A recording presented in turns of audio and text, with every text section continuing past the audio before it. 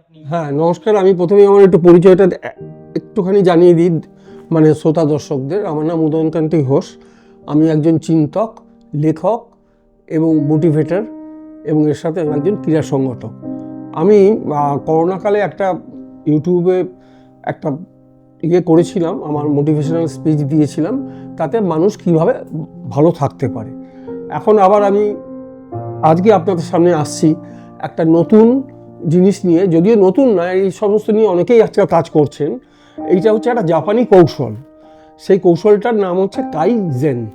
কাই কথাটার মানে হচ্ছে পরিবর্তন, আর জেন কথাটার মানে হচ্ছে গুড, মানে অধিকতর ভালোর জন্য পরিবর্তন। এই প্রসঙ্গে সারা হার্ভে, একজন বিখ্যাত মহিলা, তিনি কাইজেন বলে একটা বই লিখেছেন এবং তাতে তিনি দেখিয়েছেন ছোট ছোট কাজের মধ্যে দিয়ে কিভাবে একজন মানুষ তার জীবনটাকে বদলে দিতে পারে। মূলত এটা শুরু হয়েছিল জাপানের কিছু নামকরা কোম্পানিকে দিয়ে।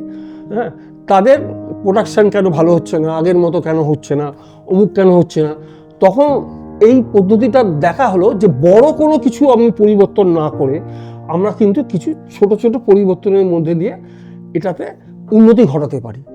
তখন এই পদ্ধতিটা এখন কিন্তু সারা বিশ্বেই অনেকেই মানে ফলো করছেন, যে আমাদের মস্তিষ্কে কিন্তু একটা ব্যাপার আছে যে আমরা বড় কিছু, যখনই নতুন কিছু হয় তখন কিন্তু সেই মস্তিষ্ক সেটাকে নিতে চায় না, যেটাকে অ্যামিগডালা বলে।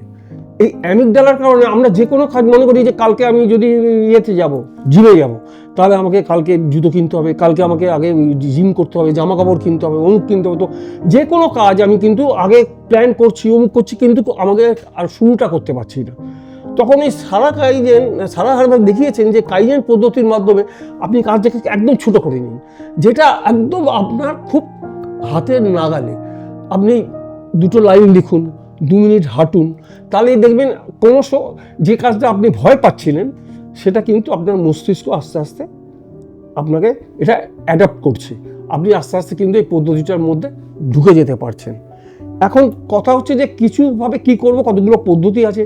যেমন প্রচলিত চিন্তাগুলোকে বাদ দিতে হবে, কিভাবে কাজটা করতে হবে তার জন্য চিন্তা করা, এবং প্রশ্ন করা যে কেন কাজটা ভুল হয়েছিল এবং এখন আমি কিভাবে কাজটা করব। এবং একজনের থেকে 10 জনের অভিজ্ঞতা যেহেতু বেশি, আমি 10 জনের অভিজ্ঞতাটা নেওয়া। এইভাবে কিন্তু আস্তে আস্তে আমরা কিন্তু জীবনটাকে বড় পরিবর্তন না করেও কিন্তু পরিবর্তন করতে পারি। এবং এর জন্য যেটা মেন, যেটা দিয়ে কে, কি, কোথায়, কখন, কেন, কিভাবে, এই প্রশ্নগুলো আমাকে জানতে হবে। এখানে নেপোলিয়ন হিল একটা কথা খুব সুন্দর বলেছেন যে if you can't yet do great things, do small things in a great way. মানে আমি যদি এই মুহূর্তে বড় কিছু না করতে পারি, আমি আমার ছোট কাজটাই বড়ভাবে করি।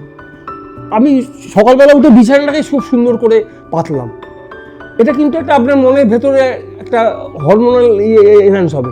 আপনি পর্দাগুলো খুলে দিন, আলো বাতাস ঢুকছে। এই যে আপনার সকালবেলাটা যদি আপনার ভালো মনে আপনি শুরু করতে পারেন, দেখবেন সারাটা দিনই কিন্তু আপনার মনটা অন্যরকম থাকবে, ভালো থাকবে। এটাও কিন্তু এক ধরনের কাইজেন। এই পদ্ধতিটা ক্রমশ আমরা করছি। যেমন একটা যে এটা হচ্ছে আর কিছু না, ক্রমাগত অনবরত উন্নতি, কন্টিনিউয়াস প্রোগ্রেস। পারফেকশন না, পারফেকশন এর জন্য বসে থাকার জন্য না, আমার 50% পারফেকশন হোক, কিন্তু আমার যেন প্রোগ্রেসটা একটু হলেও হয়, সামান্য হলেও হয়। এই প্রসঙ্গে আমি একটা বলি, এটা আমরা অনেকেই জানি যে আমাদের বিহারের গয়া জেলাতে একটা গেলোর বলে গ্রামে একজন ছিলেন যার নাম হচ্ছে দশরথ মাঝি। তাকে আমাদের ভারতবর্ষে বলা হতো মাউন্টেন ম্যান। তা তিনি, তার যখন মিসেস মারা যান, ফাল্গুনী দেবী, তখন তিনি উপলব্ধি করলেন যে ওখান থেকে হসপিটাল যেতে গেলে সে পাহাড়ের মধ্যে দিয়ে প্রায় 55 কিলোমিটার যেতে হয়। তখন উনি যখন মারা যাওয়ার পরে উনি একটা ভাবতে বসলেন যে এটা তো গ্রামের মানুষের খুব মুশকিল। উনি তখন 22 বছর ধরে একটা চিজল এবং একটা হ্যামার দিয়ে সেই পাহাড় কেটে কেটে রাস্তাটা বানালেন, এবং 110 কিলোমিটার সেই রাস্তাটা, এবং 77 মিটার হচ্ছে সেই ডেপটা। এবং এইটা করার ফলে যে 110 মিটার উনি রাস্তাটা বানালেন, এটা করতে 22 বছর সময় লেগেছিল। এবং তারপরে দেখা গেল যে ওই রাস্তা দিয়ে লোকে হচ্ছে। তার মানে কি একটা মানুষ কি না পারে, উনি কিন্তু একদিনে তো করেননি, উনি একটু একটু করে করেছেন। এবং এই প্রসঙ্গে একটা সিনেমাও হয়েছে, কর্ণাটকাতে হয়েছে, হিন্দিতে আমাদের নওয়াজুদ্দিন সিদ্দিকী এবং করেছে, রাধিকা আপ্তে করেছে। তো এটা কিন্তু একটা আমাদের কাছে বিরাট অনুপ্রেরণা রয়ে গেল। এবার জীবনে কিছু পরিবর্তন কি আপনি অনুভব করছেন, তাহলে আপনার যে ভয়, যেটা আমি বললাম যে বড় কিছু, ভয়টাকে ছোট করে ফেলুন। আপনার জীবনে ভয় কিছু নেই, আপনি আনন্দ করুন, মনে করুন আরে এইটুকুর কাজ আমি পারবো, এই কাজ করুন, প্রতিদিন একটু একটু করে পরিবর্তন করুন। এবং এইটা বলবো যে একটা বাচ্চা যখন হাঁটতে শেখে তখন তার একটা কিন্তু মোমেন্টাম, প্রথমে সে হাঁটতে পারে না, আমি দাঁড় করিয়ে দিল, ও হামাগুড়ি দিয়ে পড়ে যাচ্ছে, আস্তে আস্তে কিছু আয় আয় আয় বাবা হাঁটতে হাঁটতে আসছে। এই যে মোমেন্টামটা করতে করতে কিন্তু কিছুদিন ধরে বাচ্চাটা হাঁটতে শিখছে। সেরকম আমিও বা আপনারাও যদি কোনো কিছু ছোটো কাজ দিয়ে শুরু করেন, আপনি দেখবেন কিছুদিন বাদে কিন্তু আপনি সেই কাজটা করতে পারছেন। তখন কাজটা আপনারা দূরের মনে হচ্ছে না, তখন সেই কাজটা কাছে এসে যাচ্ছে। এবং এর জন্য একটা সাপোর্টিভ পরিবেশ চাই। কিন্তু সেই পরিবেশটা কি, যে কাল থেকে করবো না, এটাকে কাল থেকেই করব।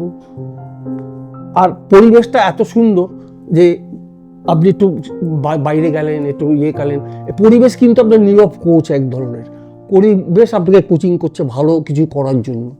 এবং এটা কিন্তু দেখবেন আপনি, a man is what company he keeps.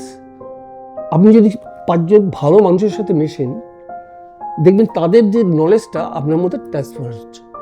আর আপনি যদি সেরকমভাবে মানুষের সাথে মেশেন, তাহলে দেখবেন তাদের যে বাজে দিকগুলোই আপনার মধ্যে ট্রান্সফার হচ্ছে। এবং আপনি তখন ওই আজে বাজে তর্কাতর্কি, যেটা আপনার হরমোনের প্রবলেম করছে, মানসিক সমস্যা করছে, আপনি রাত্রে ঘুমোতে পারছেন না, সেই কারণে আপনাকে উত্তেজিত করে দিচ্ছে অকারণে, সেগুলোর দিকে আপনি চলে যাচ্ছেন। সুতরাং আপনাকে সেই পরিবেশটা থেকে বেরিয়ে আসতে হবে, বেরিয়ে এসে ছোটো ছোটো করে কাজগুলোকে এগিয়ে রাখতে হবে। আর একটা হচ্ছে যেটা আমি বললাম যে কনসিস্টেন্সি, প্রত্যেক দিন আপনাকে এগোতে হবে একটু একটু করে, ধারাবাহিকতা, মাঝপথে ছেড়ে দেওয়া চলবে না। প্রতিদিন যদি আপনি 1% করেও এগোন, প্রতিদিন হয়তো 1% পারবেন না, কিন্তু যদি এগোন, চেষ্টা করেন, তাহলে একটা সমীক্ষায় দেখা গেছে 37% অবধি আমরা বছরে এগোতে পারি। তার মানে কতটা আমরা সাফল্য লাভ করতে পারি। কার কোথায় কি গুরুত্ব, এটা তার সামাজিক অবস্থান, তার পরিস্থিতি, তার মানসিক দৃঢ়তা, এই সমস্ত কিছুর উপর নির্ভর করে। সেই জন্যই কাইজেন বা অন্যান্য পদ্ধতিগুলো খুব দরকার। এই প্রসঙ্গে একটা বই আছে অ্যাটমিক হ্যাবিটস বলে, জেমস ক্লিয়ার, সেখানে উনি বলেছেন যে কীভাবে এই ব্যাড হ্যাবিটসগুলো থেকে বার করে আপনাকে গুড হ্যাবিটসের দিকে নিয়ে যায়। নমস্কার, আপনারাও সবাই একটু একটু করে নিজেদের কাজে উন্নতি করবেন এবং আশা করি আমার এই বক্তব্যগুলো শুনে আপনাদের ভালো লাগবে এবং আমার চ্যানেলটা সাবস্ক্রাইব করবেন এবং আমার সাথে থাকবেন। ধন্যবাদ।